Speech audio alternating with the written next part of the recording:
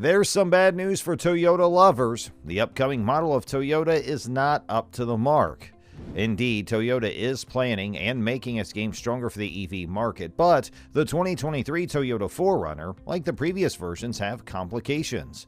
Those who already own the previous variants might know what we're talking about, but here at Tech Addicts, we believe in authenticity, and if you are still interested in this particular variant, you need to watch this whole video to decide if it's worth your while. So, let's go places. An American battery manufacturing company, owned by Toyota Motor Corporation and Panasonic Corporation, will purchase lithium from Ioneer Ltd's Rhyolite Ridge mining project.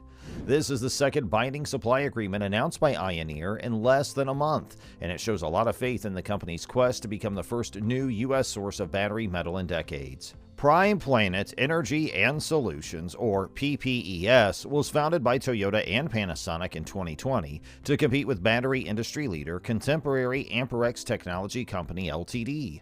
The agreement calls for Ioneer to supply 4,000 tons of lithium carbonate annually for 5 years to PPES.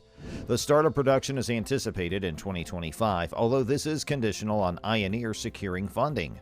PPES has agreed, as part of the arrangement, to utilize Ioneer's lithium in the production of EV battery components in the United States for the American EV market. The Japanese company PPES is exploring constructing a battery facility in western North Carolina. According to James Calloway, Ioneer's executive chairman, the lithium produced under this deal is intended for usage in the United States. Lithium and other EV minerals would have to be supplied domestically or from allies as early as next year if a proposed extension of the U.S. EV tax credit goes through. The perspective shift, which is being discussed in Congress, has put the spotlight on the developing strategies of batteries and automakers in the United States. President of PPES, Hiroaki Koda, stated, "Having an agreement with Ioneer enables PPES a first step towards securing a U.S. supply of lithium." Koda also stated that his trust is in Ioneer's technology. Depending on the design and other criteria, the amount of lithium that Ioneer will offer PPES is sufficient to produce batteries for around 150,000 EVs per year. Ioneer, located in Australia, plans to begin the annual production of around 21,000 tons of lithium in Nevada by 2025. Midway through July, it entered into a supply agreement with Ford Motor Company. The previous year, it had done the same with EcoPro Company of South Korea. Some environmentalists are opposed to the Rhyolite Ridge project because they are concerned that it may destroy a rare flower called Tiehm's buckwheat. Ioneer, however, maintains that it can safely extract lithium while simultaneously safeguarding the plant. "We figured out a way to build a mine without affecting the Tiehm's buckwheat," Calloway added.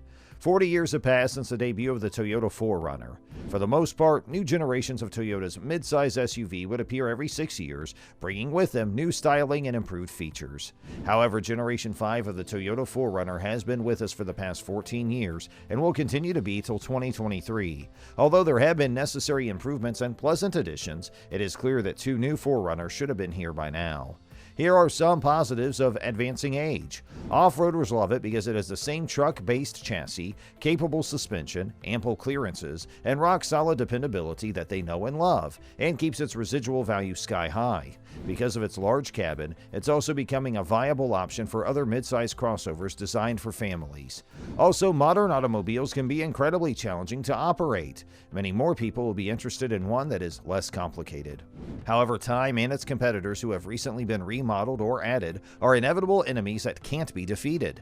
Its V6 engine is less powerful than a Camry's. It has 5 fewer speeds than a Ford Bronco's gearbox. It gets 17 miles per gallon combined, which is terrible even when compared to Broncos and Wranglers, and its handling is, at best, vague. Even with the recent renovations and the ample amount of space inside, the inside looks like it was taken straight out of the 1950s. Therefore, the 4Runner isn't for everyone, and now that the Bronco is out, if you can obtain one, it has even more competition, making it seem even older than it is. A look ahead to the year 2023 and what's new.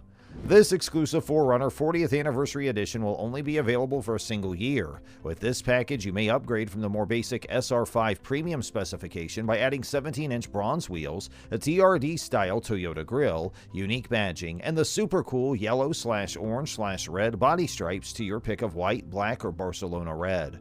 There will be a strict limit of 4,040 available. The similarly equipped Trail Edition, along with its unique army green and cement color options, appears to be on hold for 2023. All models now feature LED headlights, blind spot monitors, and rear cross-traffic alerts. Solar Octane Orange, replacing last year's eye-searing Lime Rush, is now an option for the TRD Off-Road, and there's also the new TRD Pro color that's only available for that 1 year. How are the 4Runner's cabin and technology? After a substantial overhaul 3 years ago, the 4Runner's interior now has features and technologies that are about in line with those found in vehicles from this decade. However, the interior's blocky style is so Barack Obama's first year in office that it seems dated.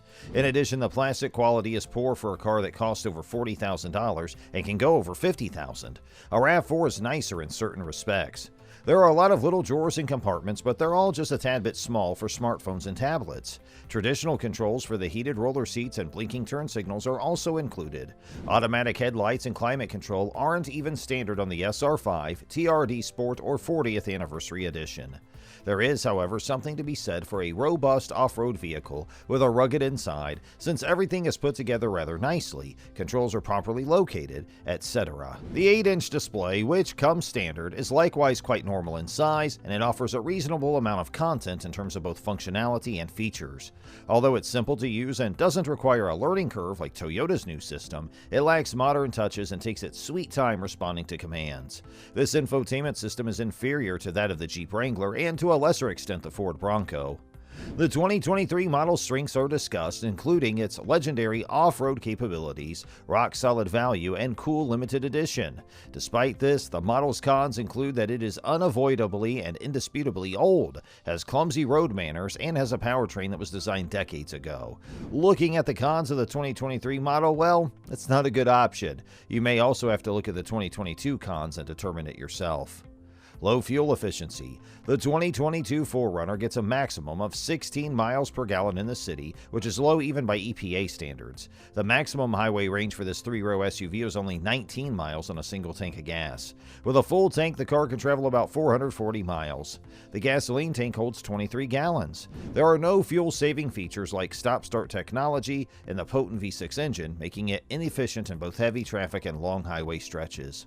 The second is that it is challenging to manage. The 2022 4Runner is one of the heaviest SUVs due to its typical curb weight of 6,300 pounds. This robust vehicle is loaded with lots of cumbersome hardware for maximum protection and off-road traction, so inexperienced drivers may have difficulty maneuvering it safely.